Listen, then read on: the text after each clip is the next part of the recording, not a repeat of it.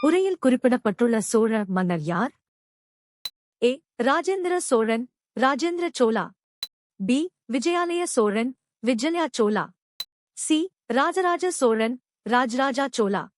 D. Kulothunga Cholan, Kulothunga Chola. சரியான பதில் ஏ. ராஜேந்திர சோழன், ராஜேந்திர சோழா. 4. ராஜேந்திர சோழன் தென்கிழக்கு ஆசிய நாடுகளுக்கு கடற்படை பயணம் மேற்கொண்டதற்கும் கங்கை வரை படையெடுத்துச் சென்று கங்கை கொண்ட சோழன் என பட்டம் பெற்றதற்கும் புகழ் பெற்றவர். இவர் தனது வெற்றியின் நினைவாக கங்கை கொண்ட சோழபுரத்தை உருவாக்கினார். தேவபாலர் பாலர்களின் கட்டுப்பாட்டை எந்த பகுதிக்குள் விரிவுபடுத்தினார்? ஏ. காந்தாரம், கந்தார். பி. மகதம், மகத். சி. காமரூபம், அசாம், கம்ரூபா, அசம். டி. மாலவம், மால்வா. சரியான பதில் சி. காமரூபம், அசாம், கம்ரூபா, அசம். 2. சரியான விடை சி. சோகஸ்மேலி தர்மபாலரின் மகனான தேவபாலர் பால வம்சத்தின் செல்வாக்கை கிழக்கு நோக்கி ஆசாமின் காமரூபம் வரை விரிவுபடுத்தினார். இவர் பால வம்சத்தின் மிகச்சிறந்த ஆட்சியாளர்களில் ஒருவராக கருதப்படுகிறார். கோட்டைகள், கோவில்கள் மற்றும் அரண்மனைகள் போன்ற கட்டமைப்புகளுக்கு பயன்படுத்தப்படும் கூட்டுப் பெயர் என்ன? ஏ. நினைவுச்சின்னங்கள், ரெலிக்ஸ். பி. கலைப்பொருட்கள், ஆர்டிஃபேக்ட்ஸ். சி. சின்னங்கள், மொனுமெண்ட்ஸ். டி. கட்டமைப்புகள், ஸ்ட்ரக்சர்ஸ். சரியான பதில் சி. சின்னங்கள், மொனுமெண்ட்ஸ். சரியான விடை வரலாற்று சிறப்புமிக்க கோட்டைகள், கோவில்கள் மற்றும் அரண்மனைகள் போன்ற பழங்கால கட்டுமானங்கள் பொதுவாக நினைவுச் சின்னங்கள் அல்லது சின்னங்கள் என்று அழைக்கப்படுகின்றன. 1682 இல் பாண்டமிலிருந்து ஆங்கிலேயர்களை வெளியேற்றிய ஐரோப்பிய சக்தி எது? ஏ. French, French. பி. போர்த்துகீசியம், Portuguese. C. Spanish, Spanish. D. Dutch, Dutch. சரியான பதில் டி. Dutch, Dutch. 1682 இல் டச்சுக்காரர்கள் பாண்டம் பகுதியை கைப்பற்றி ஆங்கிலேயர்களை அங்கிருந்து வெளியேற்றினர்.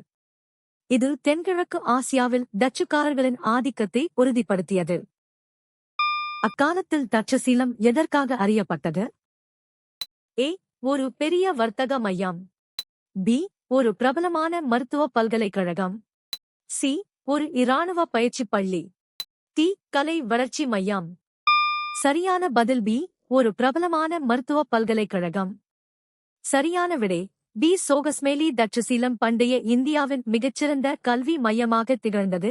குறிப்பாக இது மருத்துவ கல்வி மற்றும் ஆயுர்வேதத்திற்கு உலக புகழ் பெற்றது. ஆரம்பகால பௌத்த நூல்கள் எந்த மொழியில் போதிக்கப்பட்டன? ஏ. பாலி, பாலி. பி. பிராகிருதம், பிரகிருத். சி.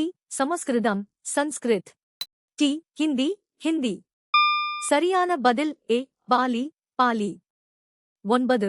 ஆரம்பகால பௌத்த நூல்கள் மற்றும் போதனைகள் சாதாரண மக்களும் எளிதில் புரிந்து கொள்ளும் வகையில் பாலி மொழியில் அமைந்திருந்தன. திரிபிடகங்கள் போன்ற முக்கிய பௌத்த நூல்கள் பாலி மொழியிலேயே எழுதப்பட்டன. மற்றவை பிராகிருதம் சமண மத நூல்களில் அதிகம் பயன்படுத்தப்பட்டது. மனிதன் மற்றும் குடிமகனின் உரிமைகள் பிரகடனம் எந்த சட்ட கோட்பாட்டை அடிப்படையாகக் கொண்டது? ஏ.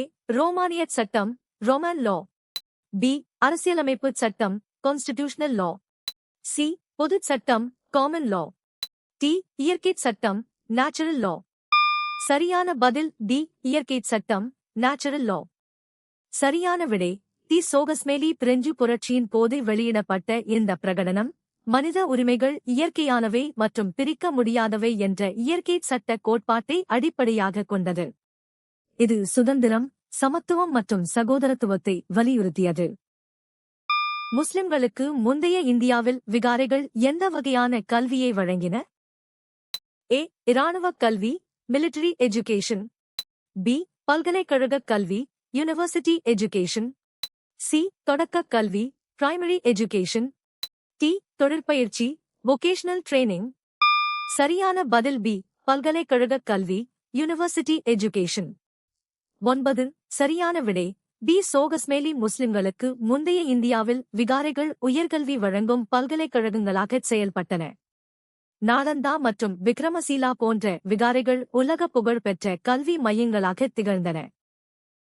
அஜாதசத்ரு யாருடைய இராணுவ வெற்றிகள் மூலம் விரிவாக்கக் கொள்கையை தொடர்ந்தார்? ஏ. அவரது ஆலோசகருடையது, ஹிஸ் அட்வைசர்ஸ். பி. அவரது தாயாருடையது, ஹிஸ் மதர்ஸ். சி. அவரது தந்தையுடையது, ஹிஸ் ஃபாதர்ஸ். டி. அவரது தளபதியுடையது, ஹிஸ் ஜெனரல்ஸ். சரியான பதில் சி. அவரது தந்தையுடையது, ஹிஸ் ஃபாதர்ஸ். 6. அஜாதசத்ரு தனது தந்தை பிம்பிசாரர் தொடங்கிய இராணுவ வெற்றிகள் மற்றும் விரிவாக்கக் கொள்கையை தீவிரமாக தொடர்ந்தார். இவர் காசி மற்றும் வைஷாலி போன்ற பகுதிகளை கைப்பற்றி மகத பேரரசை மேலும் பலப்படுத்தினார்.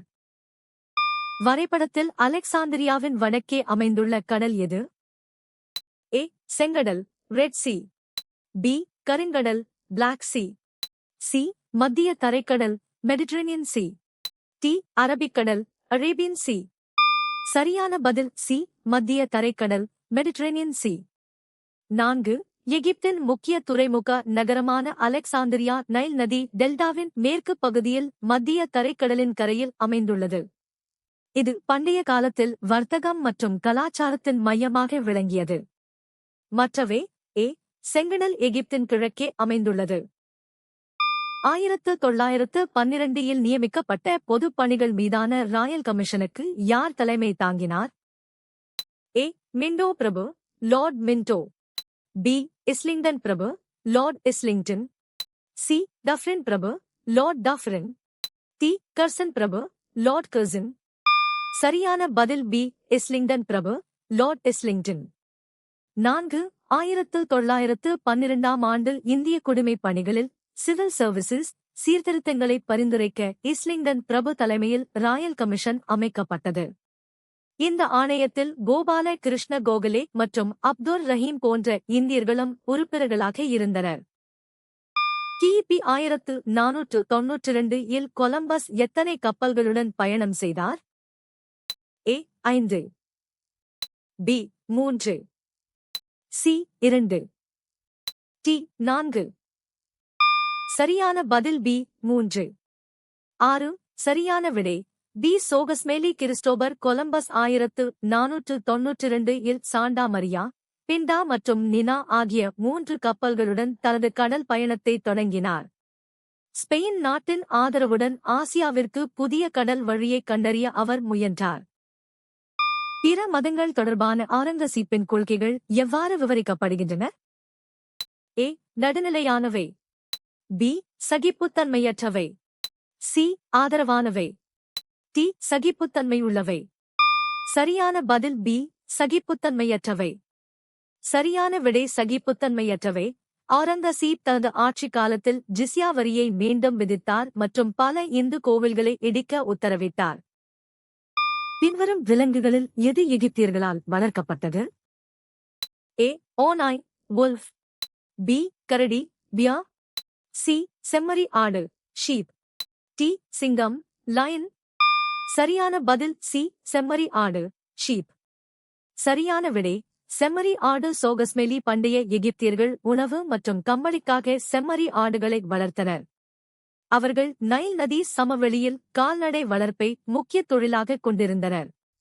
தவறான விடைகள். ஓநாய்கள் பொதுவாக வளர்ப்பு விலங்குகளாக கருதப்படுவதில்லை. இந்திய சாலை வலையமைப்பு பற்றி என்ன கூறப்பட்டுள்ளது? ஏ. இது உலகின் மிகச் சிறியது. பி. இது சமீபத்தில் எந்த வறட்சியையும் காணவில்லை. சி. இது உலகின் மிகப்பெரியவற்றுள் ஒன்று. டி. இது பெரிய விரிவாக்கத்தின் தேவையில் உள்ளது. சரியான பதில் சி. இது உலகின் மிகப்பெரியவற்றுள் ஒன்று. சரியான விடை இந்தியா உலகின் 2வது மிகப்பெரிய சாலை வலையமைப்பைக் கொண்டுள்ளது. இது நாட்டின் பொருளாதார வளர்ச்சிக்கு முதுகெலும்பாக உள்ளது. சுமார் 62.16 லட்சம் கிலோமீட்டர் நீளமுள்ள சாலைகள் இந்தியாவில் உள்ளன. கான்ஸ்டாண்டினோப்பிள் 1453 எந்த குழுவால் கைப்பற்றப்பட்டது? ஏ. பைசாந்தியர்கள், த பைசன்டைன்ஸ். பி. மங்கோலியர்கள், த மாங்கோல்ஸ். சி. ஒட்டோமான்கள், தி ஆட்டோமன்ஸ். டி. ரோமானியர்கள், த ரோமன்ஸ். சரியான பதில் சி. ஒட்டோமான்கள், தி ஆட்டோமன்ஸ். சரியான விடை சி. சோகஸ்மெலி 1453 இரண்டாம் முகமது தலைமையிலான ஒட்டோமான் துருக்கியர்கள் கான்ஸ்டாண்டினோப்பிளை கைப்பற்றினர். இது ஐரோப்பிய நாடுகளை இந்தியாவுக்கு புதிய கடல் வழியை கண்டறிய தூண்டியது. முக்கூடை என்பதன் மற்றொரு பெயர் என்ன? A. 3 பிரிவுகள், The 3 Divisions. B. ஞானத்திற்கான பாதை, The Path to Enlightenment. C. துறவற விதிகள், The Monastic Rules. D. பௌத்த நூல்கள், The Buddhist Scriptures. சரியான பதில் A. 3 பிரிவுகள், The 3 Divisions. முக்கூடை அல்லது திரிபிடகம் என்பது வினய பிடகம், சுத்த பிடகம் மற்றும் அபிதம்ம பிடகம் ஆகிய 3 பிரிவுகளை குறிக்கிறது. இவை பௌத்த மதத்தின் புனித நூல்களாக கருதப்படுகின்றன.